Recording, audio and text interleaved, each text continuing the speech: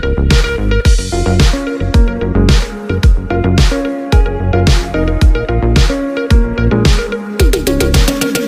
તાલુકાના મુખ્ય મથક સિયોરી પાટણ હાઈવે રોડ પર આવેલ ઉમિયા એન્જિનિયરિંગ, કુળદેવી વેલ્ડિંગ અને ગજાનન સબમર્સિબલ પંપ સર્વિસ એમ 3 દુકાનોના તાળા તોડી રોકડ રકમ સહિત કેબલ વાયર ચીજ વસ્તુઓની ચોરીની ઘટના સામે આવી। સિયોરી ખાતે આવેલ 3 દુકાનોને રાત્રે કોઈ અજાણ્યા ઈસમોએ ટાર્ગેટ બનાવી દુકાનોના તાળા તોડી નકુચાવેરીને ચીરીને અંજામ આપ્યો હોવાનું સામે આવ્યું છે।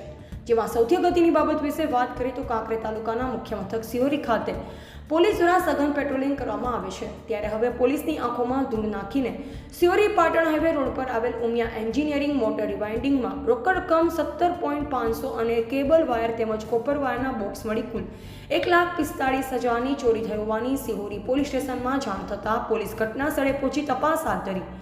અરજદાર પટેલ પ્રકાશભાઈ મણીલાલ મૂળ રહે પાટણ, ધંધો સિયોરી ખાતે છેલ્લા કેટલાક વર્ષોથી બોરના કેબલ વાયર તેમજ કોપર વાયર સાથે મોટર બાંધવાનું કામ કરે છે। અહેવાલ જયંતિભાઈ ઠક્કર, સિયોરી કાંકરેજ। ભરતકુમાર નથુરામ, બરાબર।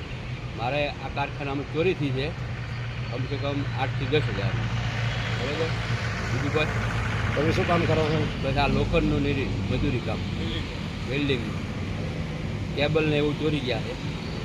પંખાનો વાયર લઈ ગયા છે, ગ્રાઇન્ડર મશીન લઈ ગયા છે।